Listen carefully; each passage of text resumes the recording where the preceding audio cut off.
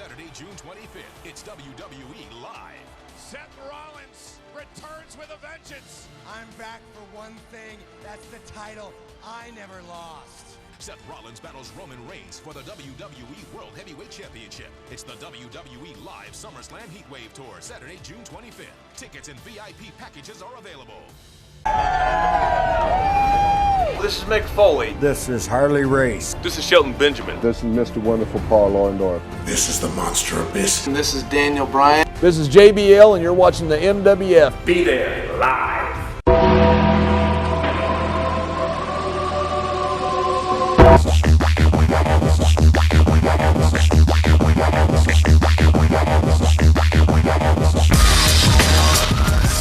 Ladies and gentlemen, we are back here on the August edition of MWF Ultra. We have a special guest on the phone contacting us from Mobile, Alabama. Legendary manager Percy Pringle III is well known as Paul Bearer from the WWE. Thank you for joining us tonight here on Ultra. Good evening, Boston. I'm so glad it's August and not November or December with all that ice and snow all over the ground up there. I think the fans at home might be interested to know that you were about half the size you were last time you came up to here in Lynn, Massachusetts for the MWF back in February of 2003. Yes, I was. I had gastric bypass surgery done, and it was a success, and I've lost in the neighborhood of 240 pounds for the first time in over probably 20 years. I weigh less than 300 pounds, and I feel good. When I had the privilege of seeing you out at the Cauliflower Alley Club reunion back in April, if you turned sideways, it was like looking at a sheet of paper. I couldn't believe it. Oh, stop it. Yeah, that's an exaggeration there. Well, it's an amazing transformation nonetheless. It must feel good, because I remember at one point I was heavier than I am now. I lost about 60 pounds, and to feel about how much more difficult it was to get around and just do general things 60 pounds heavier. You said you lost 240. It must make a big difference in your everyday life. Oh, absolutely. It's I'm a new man, needless to say. I can get it down on the floor and play with my grandbaby and get back up. That's a big deal for me to get, first of all, to get down there, but to be able to get back up. That's great, man. I feel really good. Things are good these days. Sounds good. Now, many fans might be surprised to hear you say that, because back in July your talent contract with World Wrestling Entertainment expired, but however you re-signed with them, and you are now an official WWE legend. Could you explain the difference to the fans at home? Me, a legend. You are a legend without a shadow of a doubt. I'm just a country boy from Alabama that grew up loving wrestling and was blessed to live my dreams for over 30 years. It's been a fantastic ride, and I'm just glad to say it's not over yet. The WWF, I still call it the WWF. I do too. And I've worked for the company for almost 14 years. So, when we started and when we had it, it was still the WWF, and in my heart, I still call it the WWF sometimes. So if I do, you just have to forgive me. But anyway, they started a new deal here a few months ago. It's a Legends deal, and I think right now they signed probably in the neighborhood of maybe 15 guys. They just recently signed Dusty Rhodes this past week. Got Roddy Piper, Sergeant Slaughter, I believe Jimmy Snuka, Bobby Heenan. I think Jimmy Hart's has been signed. The Iron Sheik has signed a deal. And they, I call them legends, but I just feel funny when somebody calls me a legend, because I just don't consider myself a legend. I really don't. I'm just lucky to have been along for the ride there. But anyway, long story short, it's they'll continue to market the Paul Bearer character. Paul Bearer merchandise, for example, action figures, DVDs, and stuff like that. As far as their imagination will take them, and publish my autobiography, which I've been working on for a while now. Hopefully, we'll get that out in the next couple of years, and book me on personal appearances, and eventually the WWE. Eventually, what the deal is, they're planning on. You see these wrestling reunions that they're having all over the country these days. Yes. Have them in Charlotte. They have them up there in your area. The WWE is going to try, or not going to try. They're going to have their own legend wrestling reunions, something similar to what the other guys are doing. And they're going to have them all over the world. So you're going to see a group of so-called quote legends unquote, which is going to include me. Praise the Lord. And we're going to be traveling the world, and the fans are going to be able to meet their favorite, old time, old school legends of the past, and it's going to be a fun thing. It's nothing but a win-win situation for me. And what's a good thing about it is that for the first time in 14 years, I can work outside the company. I'm free to work for anybody that I want to, and I've been really spoiled. Believe you me, I've been spoiled as hell working for Vince for 14 years. And I've jumped into the indie scene feet first. It's like jumping into a tank full of sharks. I guarantee you that. I'm sure you know what I'm talking about. Absolutely. And I feel like I've just started in the business, and I've been in the business over 30 years. But anyway, I'm having a lot of fun. I'm getting to meet a lot of young kids, and it's nice to sit down and talk to them and answer their questions and kind of point them in the right direction. And I ask questions of them too, and. It's a learning experience for me. I was on an indie show Friday night. I was on an indie show last night, and having fun. And I don't do anything anymore unless I'm having fun. If it's not fun, I'm not going to do it. So you have control over your destiny, Percy. And I know you got a fun promotion up there. We have a lot of fun up here. Even if it's not fun, we always have some memorable stories to come home with. Yeah, especially if the Sheik's around. Now I'll mention this. No, I'm never one to toot my own horn. But back when I did a little bit of work with Ed Cohen, who I'm sure you're familiar with WWF, I had actually suggested something like that, because it was at a point where all the big names weren't attending the house shows. I said, why not try and incorporate some of the guys that aren't on TV every week and try and bring them out into the arenas for the fans that are paying money to the house shows, not to see a lesser quality version of what they're seeing on television, but something different than what they're seeing on television. So I'm really glad to see that they're coming up with a reunion type thing, like they had those, they had a particular name, but the WrestleMania Fan Fest they had over the course of the past 10 years or so. Yes, a good thing. We have a lot of fans out there, and I'm a fan. Like I said, I've always been a fan. I'm still a fan. I'm going to die a fan. And I know what I enjoy, and I think there's a lot of fans out there that grew up during when WWF was really, really hot, when Hogan first started, and you know the story. I'm preaching to the choir here. And then with the Undertaker and myself, when we got our kickstart there in late 1990, early 1991, there's a lot of stuff out there that a lot of young kids have never seen before. We work with a lot of guys. The Undertaker beat Hogan for the belt there at Survivor Series in '91. That was a momentous occasion in my career, and we had a run with the Ultimate Warrior, Yokozuna, Kamala.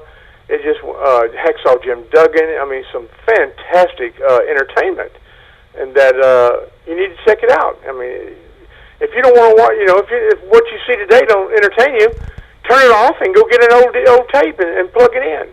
I agree with that wholeheartedly. I know there are a lot of people that are disenfranchised with what professional wrestling, how it's morphed into sports entertainment. And right now they have the 24/7 program. It hasn't been really picked up on a lot of the major cable companies around the country, but it's getting there. That's something old fans would certainly enjoy. I'm looking forward to being a part of that too. That's really exciting for me because the last I heard, Vince was just about ready. I think about ready to finalize buying the old world-class stuff. I heard the same thing, and I was thrilled with that. I used to love to come home from school, put on ESPN, and then go between World Class, AWA. I've been waiting for them to add the World Class stuff. I think that'd be a gem, and of course there's a lot of old Percy Pringle footage in there. Yeah, I think it's going to happen because I was there for 6 years, and we even went on a tour. I even came up there with the with World Class, back in the 80s when I was with managing Rick Rude and those guys then. Back in Lynn, Massachusetts. Absolutely. That was the first time that I had ever been in that area. The Jackal has made it a mission for me to try and find the results of that show for the BostonWrestling.com history website that we run, but I haven't been able to find them. And I sure don't remember. Oh, kayfabe on that. But nonetheless, from what I hear, Percy Pringle, you are going to be making your return to the Millennium Wrestling Federation this fall. If you go on the website, you can read about it there. But mum is basically the words. I've talked to Board of Directors. I've talked to Commissioner Von Johnson. Nobody really seems to know when you're coming and what you're going to be up to. Could you elaborate on that at all? No. That's a simple answer. He is kayfabe. Indeed. Well, what I will tell you is this is what I said just a few minutes ago. I said I don't do anything anymore unless I have fun. I don't have to do it unless I have fun. So if I'm coming up there, you can take it to the bank that we're going to have some fun. It ain't just going to be me. Everybody's going to have some fun. Could we take it to the bank that you'll be having some fine Chinese food when you come up? Oh, yeah. Not as much as I used to eat, but I'm sure could have a little bit of everything. There you go. Yeah, I'm really looking forward to coming back to the area, and I can't wait. And when I come, you'll know it. The fans will know when the Pringle dynasty is on the way, that's for sure. I have been investigating, and something that came to mind is that this coming January, Commissioner Von Johnson's 5-year agreement with the MWF comes to an end. I've heard rumors that people have been looking for a new commissioner here for the MWF. Perhaps, would you be interested in the commissionership of this fine organization? You know, an old-timer taught me a long time ago, never say never, and I've never said never, and thank the good Lord that I haven't, so I'll never say never to anything, and that's the answer to that question. Well, even though you don't like to be put into that category and you're humbled by the words, most consider you to be one of the true legendary managers of professional wrestling with all you've done. There's a lot of hungry young athletes here in the Millennium Wrestling Federation that I'm sure could benefit from your wisdom, perhaps even returning to the managerial ranks. Have you applied for a license here in the MWF? Kayfabe. I'm glad to know it's alive somewhere. Oh, it's alive at my house in good old Mobile, Alabama, I promise you that. Everyone was talking about it before WrestleMania 20, the big event at Madison Square Garden in New York, and you made your return there to manage The Undertaker after his sabbatical after he lost to Vince McMahon at the Survivor Series 2003 Buried Alive match. But you agreed to come back in October, yet it was kayfabe. Yeah, in fact, it was kind of, that's when I actually signed the contract, but we had started talking several months before then. Really? The gastric bypass surgery, all that came out. But all that stuff is on my website. If you get really bored, and you've read everything on the Boston History site, you know, type in percypringle.com, and you can see got a lot of old pictures there, a lot of old stories. I got a blog that I update on a regular basis, sometimes every day. You'll get tired of hearing from me, but there's a lot of stuff there, a lot of old world-class stuff, a lot of old WWF, WWE stuff. PercyPringle.com. You can't go wrong, I promise you. It's fun. That's what it's all about, is having fun. If for some reason you forgot PercyPringle.com, you could always go to the website if you're watching our webcast, if you're on television. The link you see at the bottom of the screen, and of course, Percy Pringle. You don't have a camera on me, do you? In my No, we have some video footage of you. Don't tell me you have a hidden camera in my... You don't have a hidden camera in here, do you? No. What we're doing is while you speak, we're inserting some footage of you from when you inducted Oliver Humperdinck into the Cauliflower Alley Club from this past April. Oh, very good. Now that's something, since you are an active member in the CAC. Why don't you think that more people involved in professional wrestling are active in the Cauliflower? Do you think it's that they don't really know about it, that they don't care about it? Because it really is a wonderful organization, and there's nothing else like it that helps out old-timers that could use a helping hand. Yeah, I don't really want to climb on to a soapbox here. This could really go into a lengthy conversation because there's a lot that I have a lot of thoughts about that. I'm a lifetime member of the Cauliflower Alley Club, and it's not that the guys don't know about it. They know about it. It's just that the guys that are on the road all the time are working on the road. And that's really the last thing that they want to do on their time off, or little time off that they get, is to pack it up and go to Las Vegas and sit around with, you want to go home. Exactly. Go home and be with mama and sit in your chair in front of the TV and play with your kids and your dog, That's, a lot of fans don't think of it that way, but that's a lot of the reasons why some of the current stars that are on the road, why you don't see them.